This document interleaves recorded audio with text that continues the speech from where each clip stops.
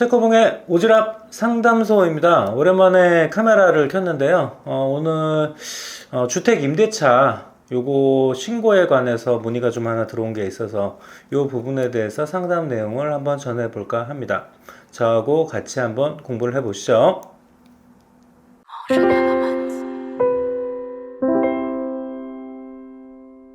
자, 상담 내용은 아래와 같습니다. 메일로 이게 한번 댓글로 한번 달렸던 내용인데요. 제가 일전에 주택 임대차 신고도 이제 앞으로 해야 된다. 요 내용을 좀 올려드렸더니 거기에 이제 몇 가지 좀 이제 댓글로서 질문이 좀 들어온 내용입니다.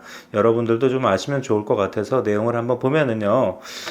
좋은 영상 감사합니다. 지금 하셔가지고요. 원룸으로 이사 오게 되면서 전입 신고뿐 아니라 임대차 신고도 해야 된다고 친구가 말해줘서 영상을 보게 됐대요. 영상에 나오지 않는 부분이 있어서 질문을 드립니다. 첫 번째, 임대차 신고서라는 게 있는데 이게 없어도 월세 계약서만 있으면 되는 건가요? 두 번째, 영상 내용 쪽 보니까 임대인 정보를 적는 칸이 있는데 임대인이랑 저랑 얘기한 후에 신고를 해야 되나요? 세 번째, 제가 타 지역으로 이사를 가는 건데 이사 가기 전 주민센터에서도 임대차 신고가 가능한지요? 자, 이 부분에 대해서 지금 제가 설명을 좀 드릴까 하는데 이거를 좀 보려고 하면 임대차 신고에 대해서 그래도 한번 말씀을 드리고 가야 될 것 같아요. 그래서 그 내용 예전에 제가 정리를 좀 해놓은 내용인데 주택 임대차 계약 신고 의무에 대해서 제가 설명을 한번 드린 게 있습니다. 예전에 영상을 찾아보시면 거기에 있긴 한데요. 오늘 질문이 나왔으니까 간단하게 제가 다시 한번 설명을 드려보겠습니다. 신고 유형은 모든 신규 주택 내지는 임대료 변동이 있는 갱신계약 을 해야 되는데요.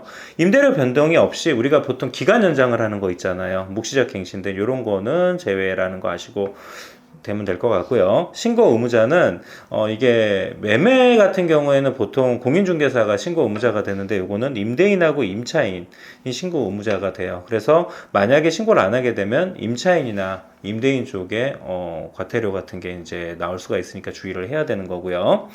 신고 주택은 단독 다가구, 아파트 연립, 다세대, 주거용 오피스텔, 기숙사 고시원 뭐 웬만한 주택은 다 된다고 생각하시면 되고요. 신고 지역은 수도권, 광역시, 도, 세종, 제주까지도 웬만한 지역은 다 이렇게 도 단위로서는 신고를 해야 된다라는 거 알고 계셔야 됩니다. 자, 중요한 내용은 신고 적용 금액이 모든 주택이 다 해당이 되는 건 아니고요. 6천만 원 보증금 이상 또는이에요. 또는 이거하고 두 개가 같이 돼야 되는 게 아니라 월세가 30만 원 초과. 그러니까 보증금이 6천만 원 이상, 뭐 전세가 됐든 월세가 됐든 상관이 없겠죠. 그러니까 보증금 6천만 원 이상이 되는 거나 월세가 30만 원 초과 되는 거는 무조건 신고를 해야 된다는 거. 그럼 뭐 예를 들어서 6천만 원에 월세가 10만 원이라도 신고를 해야 되는 거고요. 5천만 원 그러니까 월세가 뭐 보증금 500만 원에 월세가 40만 원이다. 그러면 이런 것도 신고를 해야 되는 게 되겠죠. 또는이에요. 또는 두 개가 적용이 되는 게 아니고요. 그리고 뭐 지금 현재까지는 과태료 100만 원 이하로 해서 2023년 5월 30일까지는 과태료 유예가 된다고 하는데 지금 뭐 미리미리 이런 걸 갖다가 과태료를 떠나서 신고를 하시는 게 좋겠죠. 앞으로 이제 계속 이걸 해야 되는 거거든요. 그래서 뭐 젊으신 분들은 인터넷 신고 가능합니다. 공인인증서 있고요. 계약서를 갖다가 사진 파일이나 이런 걸로 가지고 있으시면은 링크를 이제 올려가지고 가능도 하고 임차인 같은 경우에 보통 동사무소에 전입 신고하고 확정일자 받잖아요. 저희가 보증금에 대해서 어찌됐든 간에 그거에 대해서 이제 권리를 갖다가 설정하기 위해서 전입신고하고 할정일자를 하는데 그때 어쨌든 요 신고를 같이 해주시면 더 좋습니다. 그래서 아까 질문이 나왔던 부분에 대해서 제가 다시 한번 넘어가서 설명을 한번 드려볼게요. 자, 임대차 신고서라는 게 있는데 이게 없어도 월세 계약서만 가지고 되는 건가요? 자, 요거는 신고서를 가지고 주민센터에 가서 월세 계약서에다가 이 신고서라는 걸 적어야지 돼요. 그래서 보통 신분증하고 월세 계약서 요 두 가지를 가지고 가서 그러니까 임대차 신고서하고 월세 계약서하고 두 개가 같이 있어야지 신고가 되는 거고요. 주민센터에 가셔갖고 신고를 하시게 되면은요. 두 번째는 임대인 정보를 적는 칸이 있는데 임대인이랑 뭐 얘기를 하고 나서 신고를 해야 되냐 그랬는데 사실은 굳이 얘기를 할 필요는 없어요. 이게 법적으로 임대인든 임차인이든 아무나 신고 의무가 있기 때문에 하시면 되는데 이게 신고를 하게 되면은 전화가 들어가요. 임대인 전화번호에다가 요거에 대해서 신고가 됐다고 임차인이 신고를 하면 그 전화번호로 연락이 가고요. 반대로 임대인이 신고를 하게 되면 임차인한테도 그 내용을 신고를 했다는 게 연락이 가기 때문에 뭐 얘기를 안 한 다음에 그냥 또 신고를 하게 되면은 조금 기분이 상하실 수도 있겠죠. 그래서 제가 보기에는 제가 신고를 할 테니까 임대인 분한테 이렇게 해서 제가 신고를 하겠습니다라고 뭐 예의상 그걸 얘기를 한번 해주는 게 서로가 조금 별 문제 없이 지나갈 수가 있는데 괜히 또 얘기도 안 하다가 갑자기 이런 연락을 받게 되면 기분이 조금 언짢을 수도 있겠죠. 주인분 같은 경우에. 그래서 뭐 굳이 이거를 갖다가 얘기를 한 후에 신고를 해야 되는 법은 없는데 그래도 도의상 요거를 갖다 얘기를 한번 해주시는 게 좋을 것 같습니다. 그리고 마지막으로 타 지역으로 이사를 가는 건데 이사 가기 전 주민센터. 자, 요거 같은 경우에는요. 이사 가기 전 주민센터가 아니고요. 이사를 간 주민센터에서 해야 돼요. 왜냐하면은 거기에 전입하고 확정일자를 받아야 되니까 전 주민센터가 아니고 이사를 한 이후 주민센터가 돼야 되는 거죠.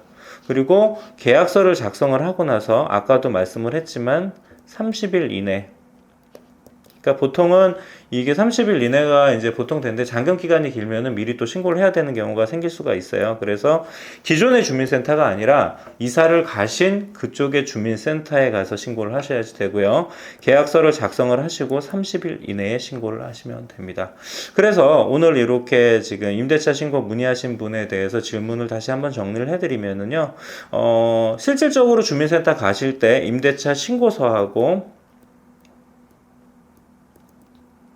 그 다음에 월세 계약서 있으면 되고요. 가서 갖고 신고하실 때예요. 만약에 인터넷으로 하실 때는 이 계약서하고 공인인증서는 그냥 로그인을 하시면 됩니다. 이렇게 두 가지가 같이 필요하고요. 두 번째는 주인분한테 알릴 의무는 없어요. 하지만 도의상 이게 기분이 언짢을 수도 있기 때문에 미리 얘기를 해주시는 게 좋을 것 같습니다. 세 번째로는 기존 동사무소가 아니고요. 이사하는 곳. 이사 후 동사무소 이쪽에 가셔서 신고를 하셔야지 된다는 겁니다. 자, 이렇게 주택 임대차 신고에 대해서 제가 간략하게 설명을 드려 보았습니다. 구독 감사합니다. 자, 이렇게 주택 임대차 신고 저한테 질문 들어온 부분에 대해서 오늘 간략하게 설명을 좀 드려보았고요. 아까 말씀을 드린 것처럼 이 부분이 올해 2023년도 5월 31일 이후부터는 과태료 부과가 된다고 하니까요. 주택 임대차 뭐 전세가 됐든 월세가 됐든 신고 의무가 있으신 주인분이나 임차인분은 이 부분을 숙지를 하셔서 이 부분에 낭패가 없도록 다시 한번 주의를 요해야 될 것 같습니다. 주민센터에 가셔가지고 계약서를 가져가셔가지고 거기서 신고서를 직접 작성할 수도 있고요.